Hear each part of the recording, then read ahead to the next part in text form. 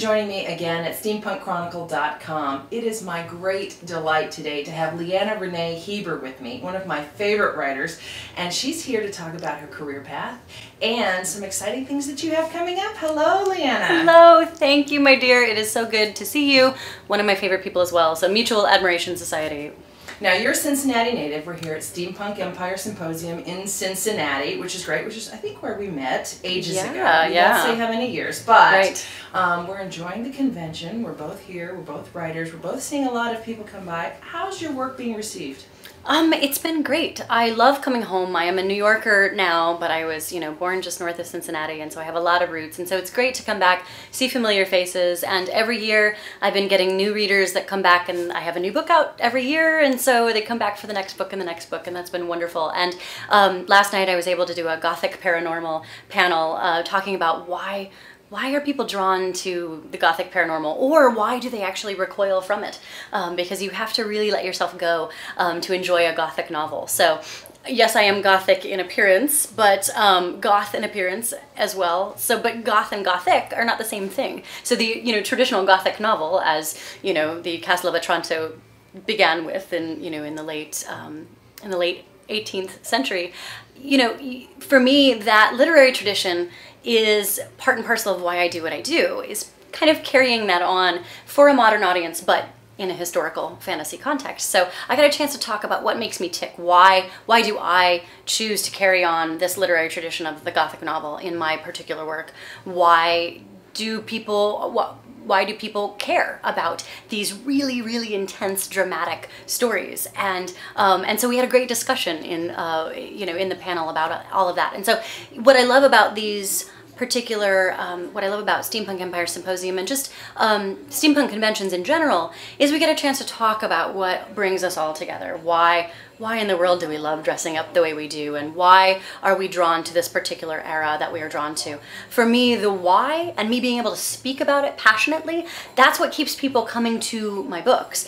It's people can walk by my books, but then when they see me talk about my books, that's a whole nother thing. So, it's not just about a look, it's also about, taking that look into practice as well. I really do. I always say, if people compliment my outfit, I say, well, if you like my clothes, you'll like my books. I dress like I write. That's interesting too, when you say there's a difference between goth and Gothic. Yes. And there's Gaslamp romance, there's steampunk, tell me a little bit about how these different genres line up, the different categories that you have. Absolutely. I think the great thing about steampunk is that it's a big parasol, and there's lots of things. Under the steampunk parasol, under our umbrella here. So within all of that, there are a bunch of subgenres, and you can subgenre things to death and subcategorize things to death. But it's helpful for me in distinguishing what I do from, say, the Victorian sci-fi. So you've got steampunk as Victorian science fiction.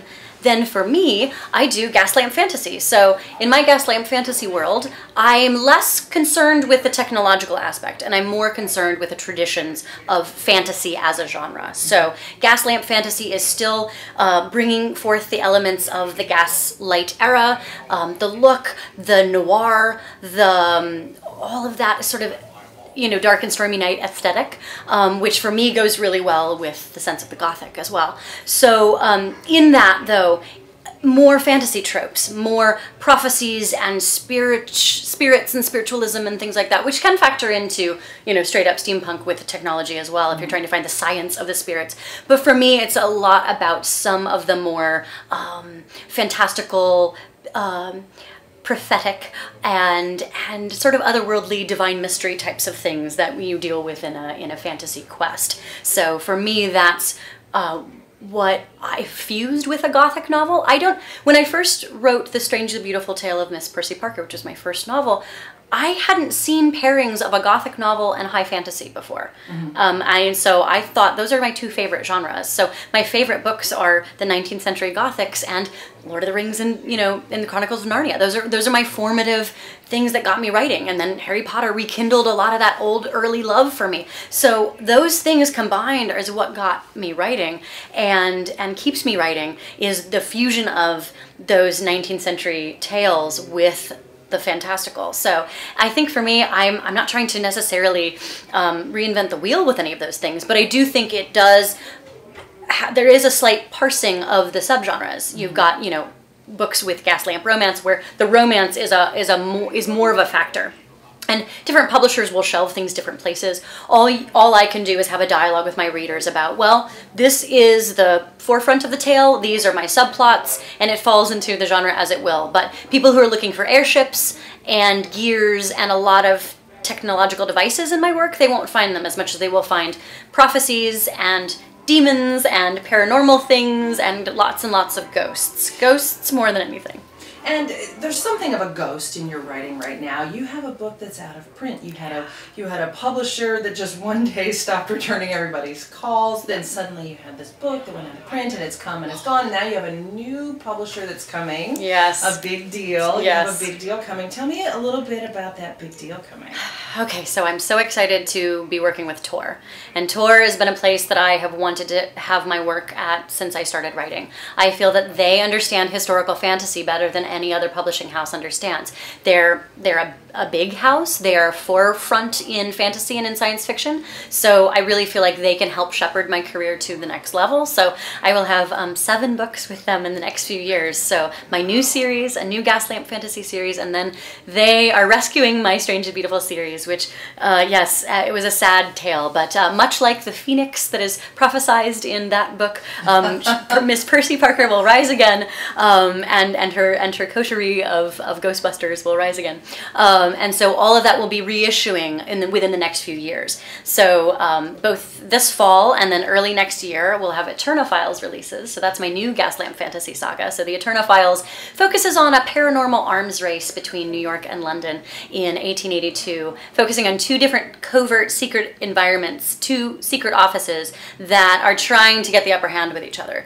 And as we go through, it becomes a little bit less about the actual cure for death, more about upping the other team, and also then they end up, through the course of the series, you'll see that they have to band together to fight an even greater foe than they could imagine, a greater foe than death, which that's tough work. That's quite a foe. So I love it when clashing sides suddenly have to be teammates. Realizing like, oh no. But well, it'll take a while to get there, but the trajectory of it is going to be a lot of fun because I have a very big cast of characters, and my offices are full of very quirky individuals. Anyone who knows my work knows that I write lots of quirky folks, and that's one of my favorite things to do.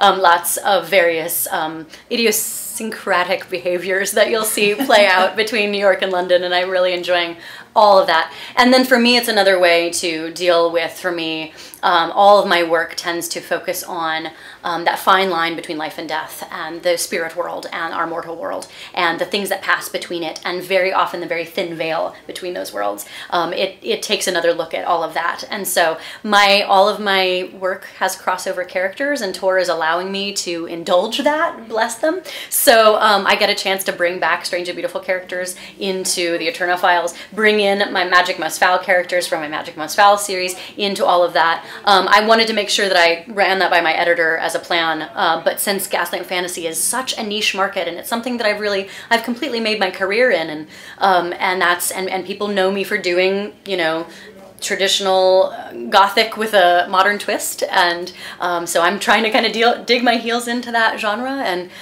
thankfully I get to do that for 7 more books upcoming, so the reissues and the new series. So we'll have a teaser novella launching this fall, and then Eterna comes out, as far as we know, at this stage, February 2015. So it's my first hardcover release, so I'm very excited about that. So. Well, we're really proud to finally have gotten you on, Leanna. Yay. Thank you so much. Thanks for joining us on steampunkchronicle.com. I really appreciate it.